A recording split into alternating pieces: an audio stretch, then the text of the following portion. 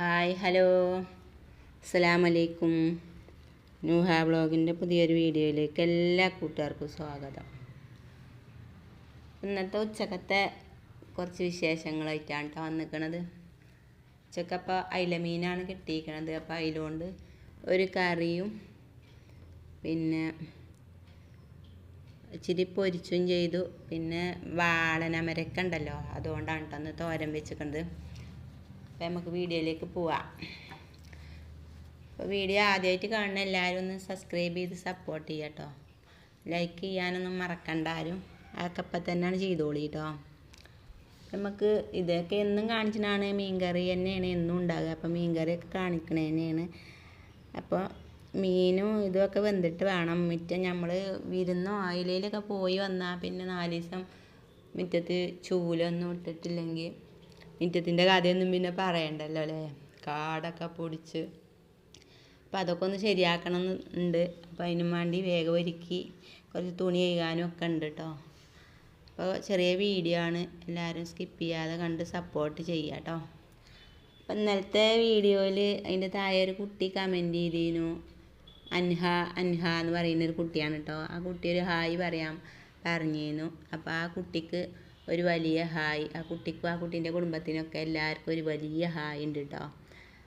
അപ്പം എന്തൊക്കെയുണ്ട് എല്ലാവരെയും വിശേഷങ്ങൾ? സുഖമല്ലേ?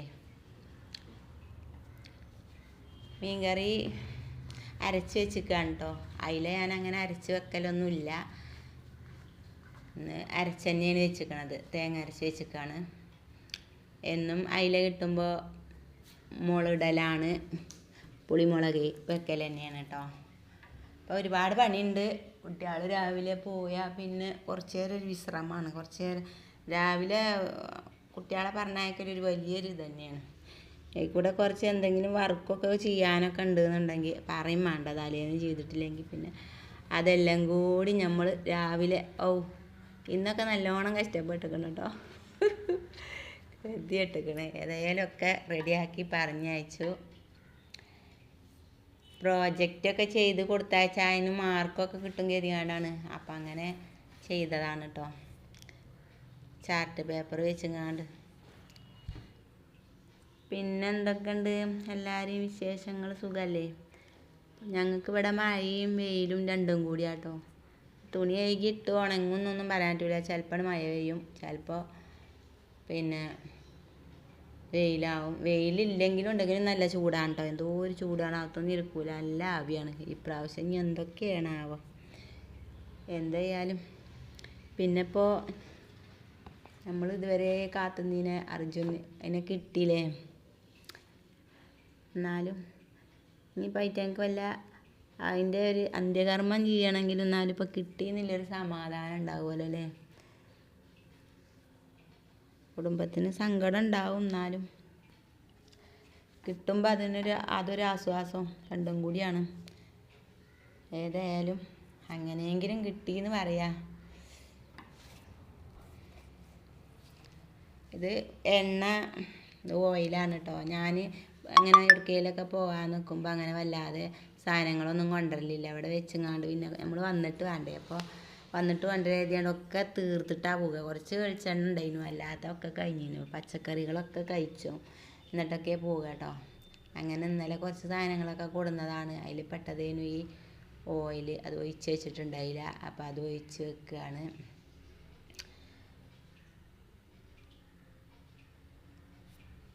പിന്നെ റബീഉൽ അവ്വൽ പരിപാടികളൊക്കെ എല്ലായിടത്തും കഴിഞ്ഞോ? റബീഉൽ അവ്വൽ ഇന്നിപ്പോൾ 22 21 22 ആയല്ലോ അല്ലേ. അപ്പോൾ ഞാനിന്ന് ഇനി മുറ്റം തൂക്കട്ടെ ചെയ്ത് മുറ്റത്തേക്ക് ഇറങ്ങാം കേട്ടോ. മുറ്റം അടിച്ച് വരണമെന്നുണ്ടെങ്കിൽ നല്ല പുല്ല് മുളച്ചേക്കണം. അപ്പോൾ ഈ ഭാഗം ഇച്ചിരി ഞാൻ നേരത്തെ പറിച്ച് വെച്ചതേനു, ഒക്കെ ഇതാക്കിയിരുന്നു. ഇനി അവിടെ നിന്ന് അടിച്ചിട്ട് അപ്പുറത്തേക്ക് അങ്ങോട്ട് നല്ലോണം ഉണ്ട് കേട്ടോ. ഒക്കെ പാടെ കയ്യോന്നാവോ. എന്തായാലും കുറച്ചെടുക്കട്ടെ എന്ന് കരുതി.